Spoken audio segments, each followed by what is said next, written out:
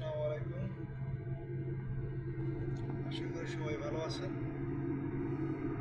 তো আমি রাজনৈতিক বিষয়ে কোনো সময় কোনো কথা বলি না, কোনো দলের পক্ষে এরকম সরাসরি সাপোর্টও করি না। আর রাজনীতি, বাংলাদেশের রাজনীতি নষ্ট রাজনীতি। আসলে এগুলো আমাদের জন্য না, এগুলো আমরা ভাই কাজের ধান্দায় থাকি। তবে এবার নির্বাচন নিয়ে আমি সরাসরি জামাতের সাপোর্ট করি। আমি মোটামুটি জরিপের ভিডিওগুলো দেখি, এক এক এলাকায় ইউটিউবাররা যে জরিপ করে, সাধারণ জনগণের কাছে ডিরেক্ট জিজ্ঞেস করে কে কোন দলে ভোট দেবে এবং কেন দেবে।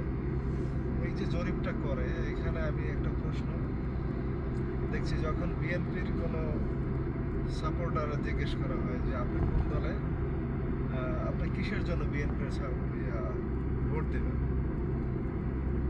সে কোনো আশানুরূপ কোনো ভালো উত্তর দিতে পারে না। সে বলে পুরাতন দল, এইসব জনপ্রিয়তা বেশি উংচাং আর কি, যেগুলো কোনো ভিত্তি নেই। এবং একটা জামাত ইসলামের ভোটাররা যদি জিজ্ঞেস করা হয় যে আপনি জামাত ইসলামকে কেন সাপোর্ট করেন, কেন ভোট দেবেন, সেখানে ক্লিয়ারলি একবারে পরিষ্কার, নিট অ্যান্ড ক্লিন, ডিরেক্ট বলে দেয় যে জামাত ইসলাম চাঁদাবাজ না, শিক্ষিত একটা দল, তাদের আচরণ মার্জিত, এবং আমরা আমাদের দেশ তাদের কাছেই নিরাপদ। তো আসলে আমিও অ্যানালাইসিস করছি, মানুষ কিভাবে, বাংলাদেশের কিছু কিছু মানুষ আছে কিভাবে একতরফা এক দলের পিছনে সাপোর্ট করে যায়। ওর কি চিন্তা ভাবনা করার আল্লাহ ক্ষমতা দেয় নাই? জামাত ইসলাম জান্নাতের টিকিট বিক্রি করে, এইসব বাউতাবাজি কথা আমি বিশ্বাসী না। আমি বিশ্বাসী দেশের উন্নয়ন কে করবে, কে চাঁদাবাজ না, কে দুর্নীতিবাজ না, কে নেশাখোর না, এবং কে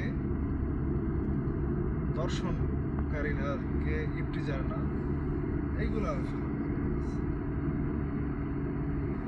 তো সব দলই কিছু না কিছু ভুল থাকে।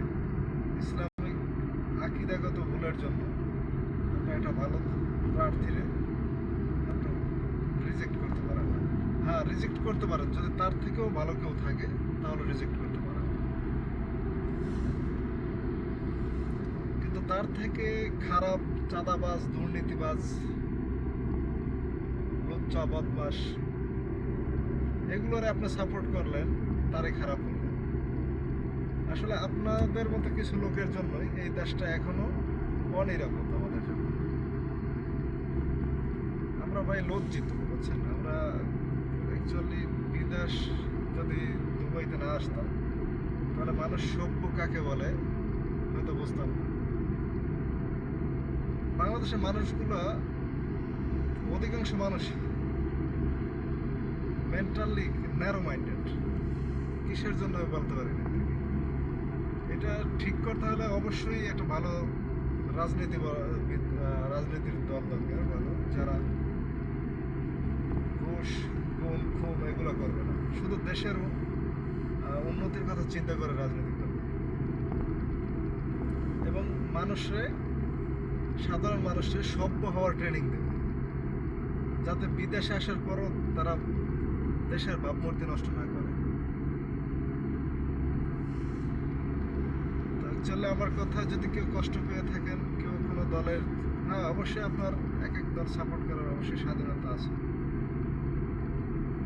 কিন্তু একটু বিবেচনা করে ভাই, একটু বিবেক বুদ্ধি খাটাইয়া তারপর ভোটটা দেন। তো আজকে এই পর্যন্তই, আল্লাহ হাফেজ।